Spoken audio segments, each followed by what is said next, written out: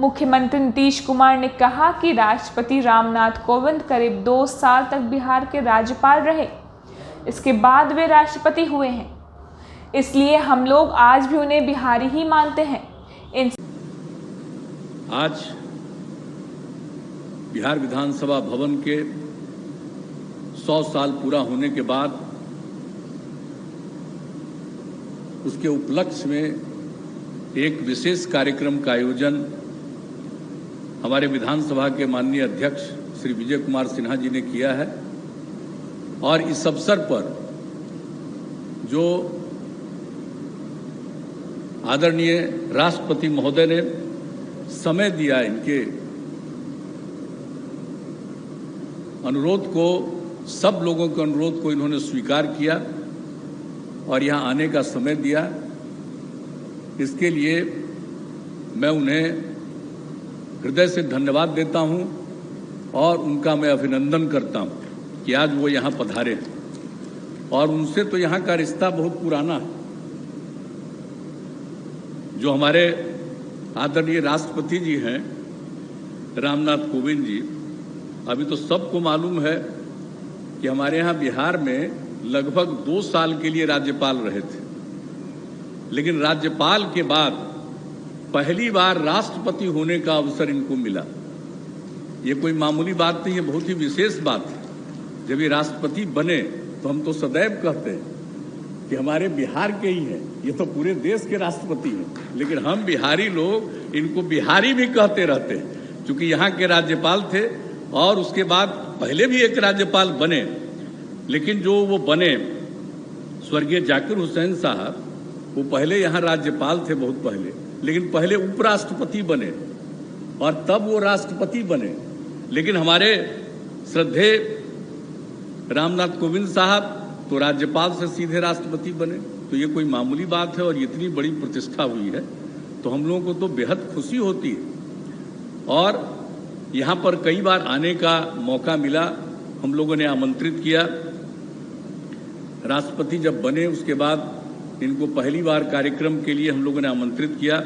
जो तीसरा कृषि रोड मैप की शुरुआत हम लोगों को करवानी थी, तो वो इन्होंने 9 नवंबर 2017 से किया। इसके बाद ये खुद आए, केंद्रीय कृषि विश्वविद्यालय के इस पर डॉक्टर राजेंद्र प्रसाद केंद्रीय कृषि विश्वविद्यालय के दीक्षांत समारोह में ये पधारे 15 नवंबर 2018 को। और फिर हमने इनसे विशेष तौर पर मिल करके आग्रह किया और इसको इन्होंने स्वीकार किया। और इसके लिए जो विश्व शांति स्तूप राजगीर में है उसका 50वां वार्षिकोत्सव था, उसके लिए ये 25 अक्टूबर 2019 को पधारे। और जो विश्व शांति स्तूप बना, फूजी गुरुजी ने इसका निर्माण कराया, जापान के हैं। और कितना बार वो भारत में रहते थे आज़ादी के पहले, और उनका कितनी बड़ी भूमिका थी। और उन्होंने जो विश्व शांति स्तूप का निर्माण करवाया और उसका शिलान्यास 6 मार्च 1965 को उस समय के आदरणीय राष्ट्रपति सर्वपल्ली राधाकृष्णन जी ने किया था। और जब बन करके वो तैयार हो गया तो 25 अक्टूबर 1969 को उसका उद्घाटन किया था उस समय के आदरणीय राष्ट्रपति श्री वी गिरि जी ने। और इसलिए सब लोगों की इच्छा थी कि आज 50 साल पूरा हो रहा है और फिर आदरणीय राष्ट्रपति जी को इस कार्यक्रम पर आना चाहिए। तो हम गए थे, इन्होंने हम लोगों की बात को स्वीकार किया और आए, और इतना अच्छा कार्यक्रम हुआ, सब लोगों को इस बात को लेकर के प्रसन्नता हुई। तो आज यहाँ पर पधारे हैं, इसके लिए हम सब लोगों को बड़ी खुशी है। और यहाँ पर हमारे विधानसभा के माननीय अध्यक्ष ने विजय कुमार सिन्हा जी ने बहुत सारी बातें रख दी हैं यहाँ के बारे में। और आप सब तो जानते ही हैं कि आखिरकार 22 मार्च 1912 को बंगाल से अलग हुआ था बिहार, उसमें बिहार के साथ उड़ीसा भी उसका हिस्सा था। और उसी समय से, और जब बाद में हम लोगों को अवसर मिला तो 22 मार्च को हम लोगों ने 2009 से ही कार्यक्रम करना शुरू किया, जो बिहार दिवस के रूप में हम लोगों ने इसको मनाना शुरू किया है। और इसके अलावे जब ये 2009 से हम लोगों ने शुरू किया और 2012 में 100 साल पूरा होने के बाद जो कार्यक्रम जबरदस्त हुआ, लेकिन इसी बीच में जो हमारे उस समय बिहार विधान परिषद के उस समय के जो माननीय महत्वपूर्ण सभापति थे स्वर्गीय ताराकांत झा जी ने, उन्होंने इतना मेहनत किया, उसको हमेशा याद रखा जाना चाहिए। कितना मेहनत किया उन्होंने, और उसके बाद जो विधायी परिषद बना था उसके लिए 22 मार्च 2011 से विधायी परिषद की स्थापना के शताब्दी समारोह का यानी 12 में हुआ था, तो उन्होंने इसके लिए 11 से ही कार्यक्रम शुरू किया और उसमें बुलाया था उस समय की महामहिम राष्ट्रपति श्रीमती प्रतिमा देवी सिंह पाटिल जी को, और बहुत महत्वपूर्ण भूमिका निभाई। एक एक चीज जो पुराना इतिहास था, जो कुछ भी यहाँ पर बना था, उन सब चीज़ों के बारे में सारी चीज़ों को उन्होंने प्रकाशित किया और लोगों के सामने लाया था। और यही इसी के साथ साथ जो सब कुछ था, और उसके बाद पूरे 1 साल उन्होंने कार्यक्रम निर्धारित कर दिया था, और फिर 3 मई 2011 को पूर्व राष्ट्रपति आदरणीय डॉक्टर APJ अब्दुल कलाम साहब को बुलाया गया था और उन्होंने इस विषय पर बहुत सारी बातें रखी। ये सब काम वो करते रहे, और इस जो विधायी परिषद उस समय बना था, उस विधायी परिषद की पहली बैठक जो बन गई थी उसके बाद हुआ था वो 20 जनवरी 1913 को, और 20 जनवरी 1913 को पहली बैठक हुई थी ये पटना कॉलेज में, और इसका भी उन्होंने ही निकाला कि कहाँ पर हुआ था। इसके बाद हम लोगों ने 2012 में पटना कॉलेज में ही 100वें साल में एक कार्यक्रम वहाँ भी किया गया। तो ये सब काम उन्होंने इसकी शुरुआत की, और हम लोगों ने बिहार दिवस की शुरुआत की, और उसके बाद जो बिहार विधानसभा का भवन बना, जो इसका उन लोगों ने भवन तैयार किया, जब हुआ, जब इसका साइज बढ़ा, पूरे तौर पर मान्यता मिल गई, सब कुछ हुआ, तब उसके बाद यहाँ पर जो काम शुरू हुआ 1920 में परिषद भवन का निर्माण कराया गया। और इसीलिए आज जो कार्यक्रम हो रहा है 100 साल के पूरा होने के बाद, ये जो परिषद भवन का निर्माण हुआ था, और अब ये बिहार विधानसभा भवन कहलाता है। लेकिन एक बात और हुआ है, ये 2016 से ही उस समय के विजय चौधरी जी हैं, भी मंत्री हैं, उस समय विधानसभा के अध्यक्ष थे, इन्होंने 2016 से शुरू करवाया था कि साहब इसका भी शुरुआत बिहार विधानसभा का शुरुआत होना चाहिए, भवन जो है इसका शुरू करना चाहिए हम लोगों को, और इन्होंने वही तारीख इसकी उस समय शुरू करवा दिया था।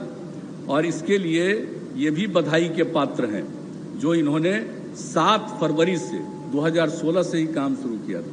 और उस समय जो नए विधायक आए थे, जो उस समय संभवतः जो मुझको याद है लगभग 98 थे, और उन लोगों के ट्रेनिंग सब तो कहना उचित नहीं है, ट्रेनिंग तो नहीं कहा जाता है, विधायकों का ट्रेनिंग तो नहीं होता है, लेकिन उनके बीच में बहुत सारी बात उनको बताने का और ये सब काम उन्होंने किया। और ये काम 4 साल तक होता रहा, कोई न कोई प्रकार से कार्यक्रम।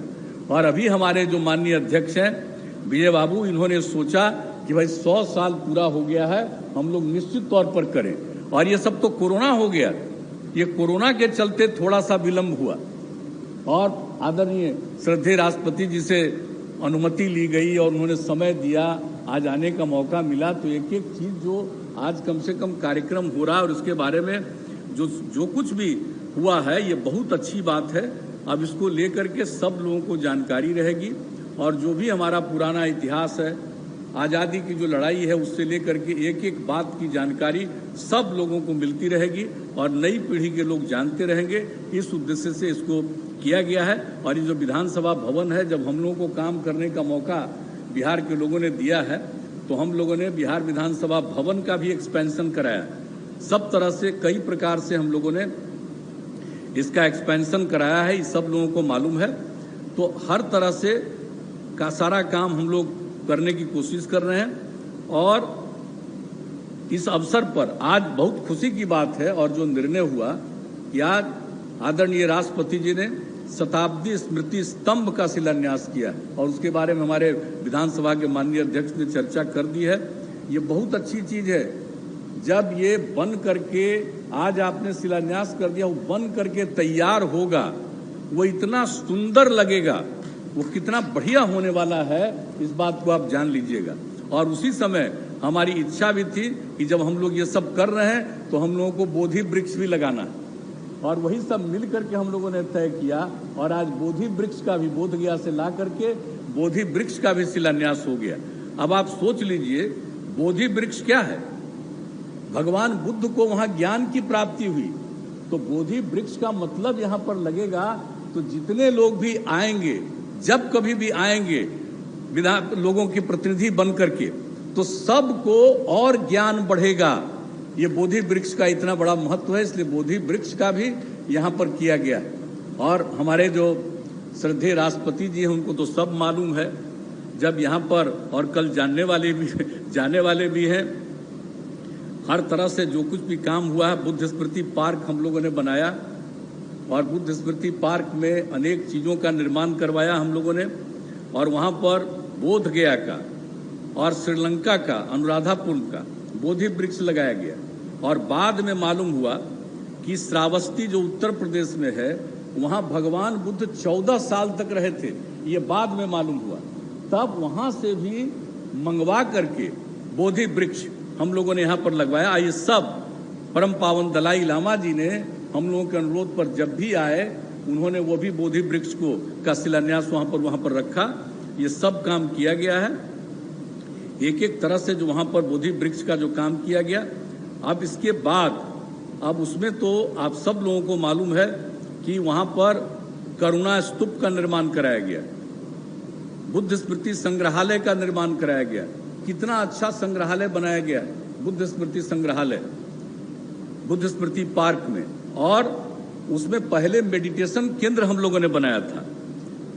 और जो वहाँ पर करुणा स्तूप हम लोगों का बना है बुद्ध स्मृति पार्क में, ये जरा जानना चाहिए सब लोगों को कि उस करुणा स्तूप में 5 देश से, Japan, Myanmar, south Korea, Sri Lanka एवं थाईलैंड से भगवान बुद्ध का अवशेष, वो वहाँ रिलिक्स वहाँ पर मिला था, वहाँ पर वो किया गया। और उसके अलावे परम पावन दलाई लामा जी ने भी वहाँ के लिए दिया है। तो 6 वहाँ पर बोधि वृक्ष वहाँ पर लगा हुआ है। ये आप अच्छी तरह जान लीजिए, जो सब कुछ भी है अवशेष है। और उसके आगे यहाँ हमारे भाई सुशील मोदी जी भी बैठे हुए हैं, बड़ी खुशी की बात है। अब ये जो जाते रहते थे, तीनों ने ही हमको सत्यनारायण गोयनका जी के बारे में कितनी बात बताई थी। और गोयनका जी जो यहाँ पर हम लोग बनाए बुद्ध स्मृति पार्क, और किस तरह से होगा, क्या चीज़ चलेगा, जब हमको ये पूरी बात बताए। और उस गोयनका जी की तरफ से यहाँ पर मैसेज आया कि साहब यहाँ पर विपश्यना केंद्र बनाइए। तो उनकी बात को तो मानना हम लोगों का फर्ज था, इसलिए उनकी बात को मान करके हम लोगों ने विपश्यना केंद्र स्थापित करा दिया। जो मेडिटेशन केंद्र है उसी का एक्सपेंशन करके पूरे तौर पर विपश्यना केंद्र बना दिया। और बड़ी खुशी की बात है कि कल श्रद्धेय राष्ट्रपति जी उसको देखने वाले हैं, बुद्ध स्मृति पार्क को, और उसके विपश्यना केंद्र को देखिएगा।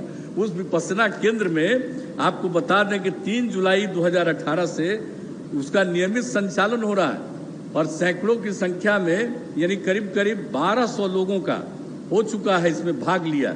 और हम लोग चाहते हैं वहाँ पर कि हमारे जितने सरकारी लोग भी हैं जो नौकरी करते हैं, इन सब लोगों को हम चाहते हैं कि जरा विपश्यना में जा करके उसका अनुभव प्राप्त कर लीजिए।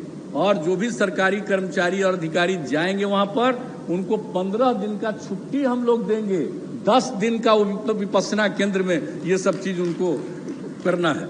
तो बड़ी खुशी की बात हुई जब कार्यक्रम के बारे में जानकारी मिली कि अन्य जगहों पर तो जा ही रहे हैं, आप विपश्यना केंद्र में जाइएगा। तो मुझे बड़ी खुशी हुई है कि जब आप अब विपश्यना केंद्र में जाइएगा कल, तो हम तो सब लोगों से कहेंगे कि भाई जरा विपश्यना केंद्र का, और जब बनाना शुरू किए तो हम लोग कितनी बार वहाँ जा करके क्या क्या करना है, स्त्री पुरुष सब आएंगे, उनके रहने का इंतजाम, जो ट्रेनर्स हैं उनके लिए इंतजाम, उनके भोजन का इंतजाम, हर तरह से लोगों की सुविधा का इंतजाम सब कुछ करवाया, ताकि कल जाकर के देखिएगा और सब ठीक लगेगा। और अगर आपका कोई सुझाव आ जाएगा तो हम लोग और बेहतर उसको करने की कोशिश करेंगे। इसी के लिए हम आप आज इसका जिक्र हम कर रहे हैं। तो आप वहाँ भी जाने वाले हैं, अन्य जगहों पर तो जाने वाले हैं ही। तो मुझे ये सब जान करके खुशी हो रही है। तो आज जो ये कार्यक्रम हुआ है और इस तरह से जो सब कुछ इतने अच्छे ढंग से हुआ है और हर वर्ष अब इन कार्यक्रमों का आयोजन किया जा रहा है हम लोगों की तरफ, यहाँ के विधानसभा के अध्यक्ष की तरफ से, ये बहुत अच्छी बात है। और इसके आगे भी और भी इस कार्यक्रम को करने का इन्होंने बातचीत किया है कि और लाएंगे। इनकी कोशिश होगी कि आदरणीय प्रधानमंत्री जी को भी यहाँ पर लाएंगे और उनका भी कार्यक्रम यहाँ पर एक करवाएंगे। तो ये सब इच्छा है ताकि सब लोगों को खूब अच्छे ढंग से मालूम हो जाए कि क्या हमारा है। विधानसभा भवन है, जब विधानसभा भी है, विधान परिषद भी है, लेकिन ये दोनों भवन है। लेकिन जो विधानसभा के अध्यक्ष होते हैं उन्हीं के हाथ में सारा सब कुछ इसको ठीक ढंग से रखने का और सब कुछ करने का अधिकार मिला हुआ है। इसलिए पूरे तौर पर करिएगा और भी जितना जो कुछ भी इस चीज के एक्सपेंशन के लिए, इसके विकास के लिए जो कुछ भी करना है वो सब किया जाएगा। अगर आपने अभी तक हमारे चैनल को सब्सक्राइब नहीं किया है तो तमाम और खबरों के लिए हमारे चैनल को सब्सक्राइब करें और देखते रहें आंखें न्यूज़ 24, नजर हर खबर पर।